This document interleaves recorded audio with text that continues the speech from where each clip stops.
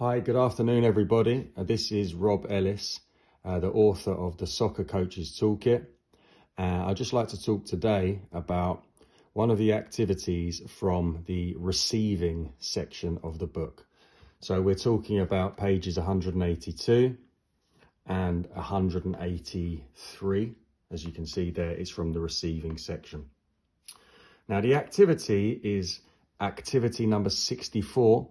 And the title is Possession v Penetration. So when I say receiving, we are talking about not just the technical aspect of receiving the ball. Now, just to clarify, some coaches will call receiving controlling the ball. I prefer using receiving because that talks not only about how we stop the ball. So when a ball is played into a player, they either pass it on first time or they will control the ball, okay? Or in this case, receive the ball. So that takes into consideration how the player stops the ball. Is it passed along the floor? Is it bobbling? Is it an aerial passing? What body surface will be used to control the ball? It could be foot, it could be knee, it could be chest. But the thing that differentiates that with receiving is we look also at the concept of not only how is the ball stopped or controlled, but where and why. So where's it going to be taken to? What do we need to do with the ball? Is it taken into a lot of space? Is it going into a congested area? So it takes in the how and the why. Now, the level of this activity is advanced, so you can use this with strong players. The type of activity is an opposed technical practice. So the technique being practiced is receiving the ball, and it's opposed because there will be 5 blues against 5 reds. So every time a player receives the ball, they will be under some degree of opposition, some degree of pressure in performing the technique. The number of participants, there are 10. So as you can see, there are 5 blue shirts, 5 red shirts, plus 1 goalkeeper. And the coach will require a soccer ball, which is there in play. And you can see the coach here on the side also has a supply of balls, which can be fed in as the ball goes out of play. So it's a continuous, fast-paced activity. There are 2 sets of bibs, red and blue, and 1 goal. The playing area is 35 by 35 yards approximately. So maybe if you have 8 players only, you'll reduce the size. If you wanted to take this into a 6v6 or 7v7, you might want to open it out to about 45 yards by 45 yards. So just looking at the description of the activity, we divide the players into 2 teams of 5, reds and blues, position 1 goal and a goalkeeper at one end of the playing area. Now the teams compete against each other inside the playing area. At the start of the activity, nominate a possession team. The possession team in this case are the reds, and an attacking with penetration team, which in this case are the blues. The possession team scores 1 point each time that they complete 7 passes without interception. The attacking with penetration team scores 1 point each time they score past the goalkeeper. And here you can see the blues, there's a pass into the player here and a score past the goalkeeper. That would be 1 point. Each time possession changes hands, we restart. So if the reds complete 5 passes, lose the ball, the blues then start their attack. When the reds win the ball back, their pass count starts from 0. So if we just move across here to page 183, the key focus of this activity and the coaching points. Well, the primary focus is receiving. Now, the teams will rotate after 10 or 15 minutes. So let the blues be the possession team and the attacking with penetration team. And also the reds will get that opportunity as well. So if we're talking about the primary focus again of receiving, for the possession team, their thought process is going to be a little bit different. They're trying to keep the ball. So they're going to be looking to pass for safer options, lower risk passes. Now that will mean trying to create as much space as possible. Because they're playing in no particular direction, they're going to want to make the pitch as big as possible, make sure that the attacking with penetration team is scattered and there are big gaps to play through. So they may also want to think about how they receive the ball. It might be on their safe side, which will mean as far away from possible as the nearest defender. Players may, in this case, take the ball or receive the ball on their front foot more. If they're receiving the ball on their back foot often, with an opponent behind them, they're more likely to lose the ball. So the possession team are going to be receiving the ball in a different way to the attacking with penetration team. They may take more risks with receiving the ball because ultimately their touch, their receiving the ball is going to be towards the goal. It's going to be going into more congested areas.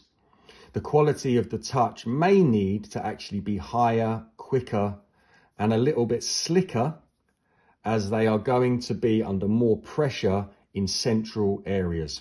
So they may want to think about things like receiving the ball, turning, perhaps turning past the nearest opponent, taking the ball from a wide area towards a central area.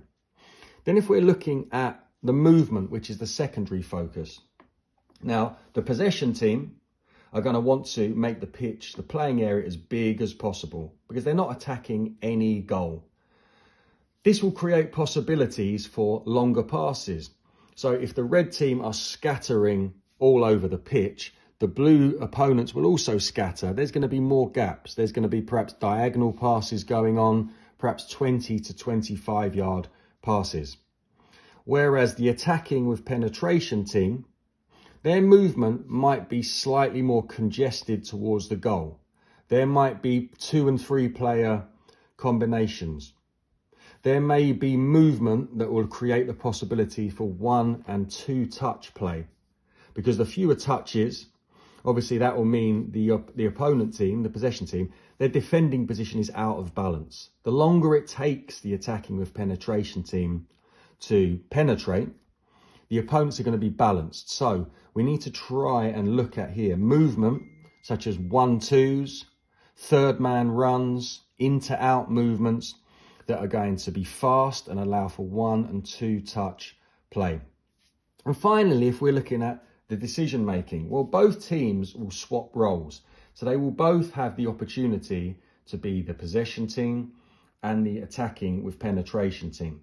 But if we're thinking about the decision making for the possession team, their mindset is going to be lower risk passes, receiving under as little pressure as possible, because there is lower reward. They must complete 7 passes, which is a challenge.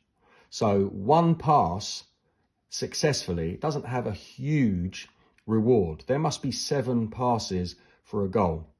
So the receiving of the ball must be as safe as possible. Risky approaches to receiving the ball, perhaps receiving on the turn, trying to spin off as player receives the ball. They're more likely for the move to break down.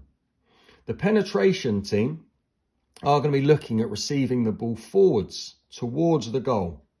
They're going to be looking at taking a touch that is a little bit riskier. So they might have to think about where the nearest defender is, where the nearest teammate is, the speed of the ball coming in, their position in relation to the goal each time that they receive the ball. So there's a lot of decisions that has to be made by both teams.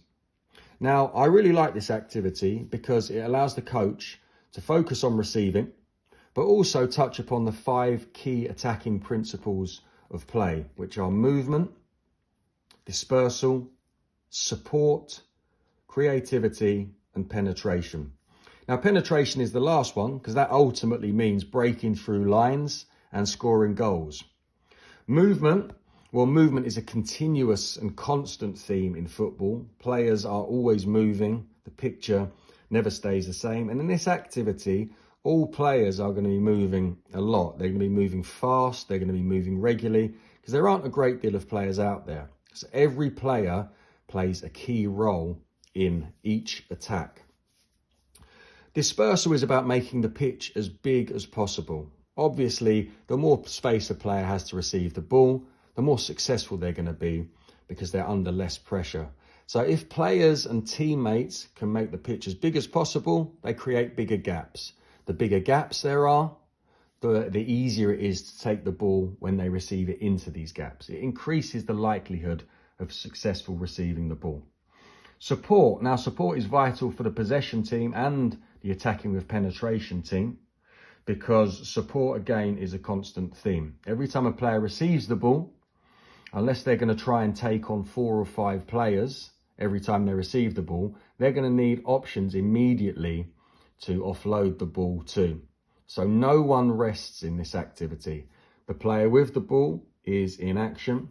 The player receiving the ball is in action. But all of these 3 players here are going to need to be involved, because the next pass could be into this player here as he makes a forward run. This player here may want to cut across the goal or even drop into a supporting position here. And again, the player who passes the ball, maybe he will want to follow that pass in and create a combination. That then takes us on to creativity. Now, the possession team also need to be creative. They are going to be tracked all the time. They can't just play a game of pass the parcel where they stand in each corner and hope to pass the ball around the square. That's not going to work. So they're going to be looking at creativity. Now, that might be perhaps a longer pass followed by a shorter pass followed by a longer pass. So in fact, a lot of their creativity is going to come from imaginative movements, and not just imagination with the ball, also imagination without the ball.